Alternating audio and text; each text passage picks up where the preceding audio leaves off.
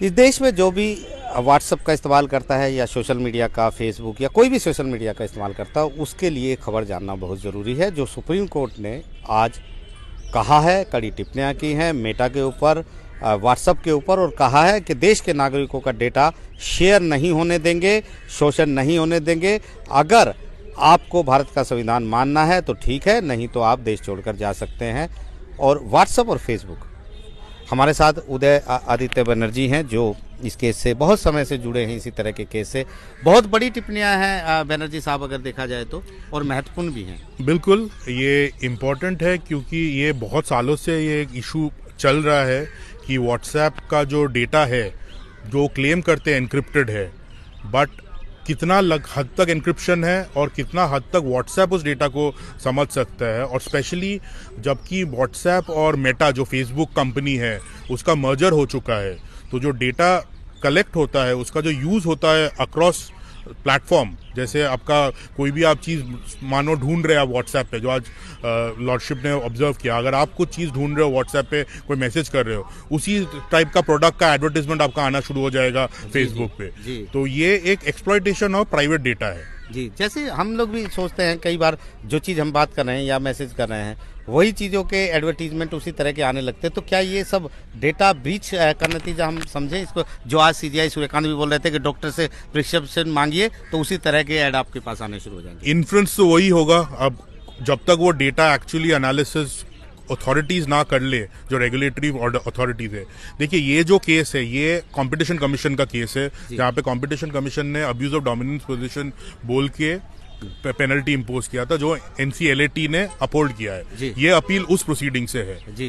तो इसमें वो इशू तो डेफिनेटली एक है कि अगर जो डेटा यूज हो रहा है और जो ये पॉलिसी है कि या तो आप हमें डेटा दीजिए या आप हमारा प्लेटफॉर्म छोड़ दीजिए, ये पॉलिसी क्लियरली एक अब्यूज ऑफ डोमिनेंट पोजीशन है, क्योंकि आज के डेट में कोई भी आदमी व्हाट्सएप के बिना तो नहीं चल सकता है। हाँ, ये तो बात ठीक है। और सीजीआई ने भी ये कहा कि आपकी जो पॉलिसी है उसे एक तमिलनाडु में बैठी एक महिला जो फ्रूट सेलर है या बिहार में कोई आदमी बैठा हो कैसे समझे? इतनी ज्यादा टफ है वो पॉलिसी की लैंग्वेज के, समझ ही भी नहीं आती हो। मेरे हिसाब से हम वकील भी नहीं समझ पाएंगे, क्योंकि वो इतनी इंट्रिकेट और इतना लंबा पॉलिसी होता है जी, जो आपको एक्सेप्ट करना ही पड़ता है टू बी ऑन व्हाट्सएप। ये भी नहीं है कि, देखिए, उनका आर्ग्यूमेंट है ऑप्ट आउट आर्ग्यूमेंट जी। तो उनका ये नहीं है कि आप अगर ना बोलोगे, जैसे यूरोप में होता है, अगर आप ना बोलोगे कि डेटा शेयरिंग नहीं करना है तो वो आपको व्हाट्सएप यूज करने देंगे बिना डेटा शेयरिंग का। अच्छा। उनका कहना है या तो आप हमारा मानिए, हाँ, या हमारा ऐप मत यूज कीजिए। जी। एक ऐप जो इतना प्रोमिनेंट हो चुका है आज के डेट में, जहाँ पे it's almost synonymous to a message, ये type of policy clearly goes against the ethos of the constitution and right to privacy. जी, तो आप एक आम आदमी को जो बैठा हो उसको समझाइए क्या मुद्दा है, कौन कहाँ किसको डाटा शेयर करना चाहता है और सुप्रीम कोर्ट को क्यों एतराज है उस पर? देखिए, कौन कहाँ शेयर कर रहा है वो तो जब आज हियरिंग में मेटा ने स्टेटमेंट दिया कि वो एक एफिडेविट फाइल करेंगे अपना एक्सप्लेन करने के लिए प्रोसेस। तो कौन कहाँ, ये तो क्लैरिटी तभी आएगा जब इस पे इन्वेस्टिगेशन हो या इनका एफिडेविट आए। बट जो प्राइमा फेशियो ऑब्जर्वेशन ये है कि जो कुछ भी आप व्हाट्सएप या मेटा मतलब फेसबुक पे या इंस्टाग्राम पे यूज कर रहे हो, एक लिंक बन रहा है। एंड जो आप एक नॉर्मल आदमी भी देख सकता है कि मानिए आप व्हाट्सएप पे कोई कम्युनिकेशन कर रहे हो कुछ प्रोडक्ट के बारे में, उसके एड्स आपको फेसबुक और इंस्टाग्राम पे दिखेगा।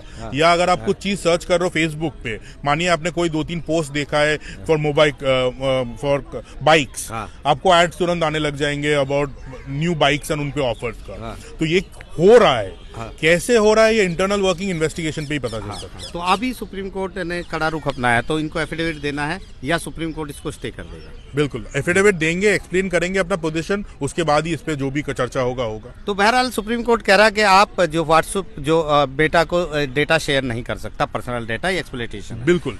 और स्टे का बात तो जो पेनल्टी है, तो वो लोग स्टे मांग रहे थे, जो कंपटीशन कमीशन ने पेनल्टी लगाई है, जो एनसीएलएटी ने अपहोल्ड किया है, स्टे तो उस बात पे है।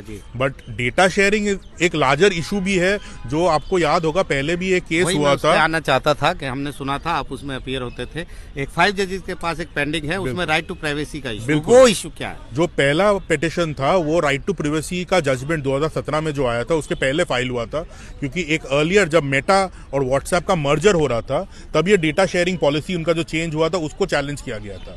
तो वो इशू भी पेंडिंग है सुप्रीम कोर्ट में कॉन्स्टिट्यूशन बेंच के सामने। ये इशू उससे उसका एक ऑफशूट आप कह सकते हैं, बट क्योंकि ये कंपटीशन कमीशन का रेगुलेटरी फ्रेमवर्क से आया है, इसके इम्प्लीकेशंस एक मॉनेटरी इम्प्लीकेशन व्हाट्सएप के ऊपर हुआ है। तो पहली बार एटलीस्ट एक रेगुलेटरी फ्रेमवर्क ने ये आर्ग्यूमेंट को एक्नॉलेज किया है कि ये डेटा शेयरिंग हो रहा है और ये डेटा शेयरिंग का एक एडवर्स इंपैक्ट कंज्यूमर्स के ऊपर हो रहा है। और केंद्र सरकार भी इसके पक्ष में खड़ी है, वो कह रहे हैं कि बिल्कुल गलत है, इसलिए सुप्रीम कोर्ट को एक्शन बिल्कुल। लेना चाहिए। आज कंपटीशन कमीशन के लिए सोलिसिटर जनरल साहब अपीयर किए थे, तो definitely the government is supporting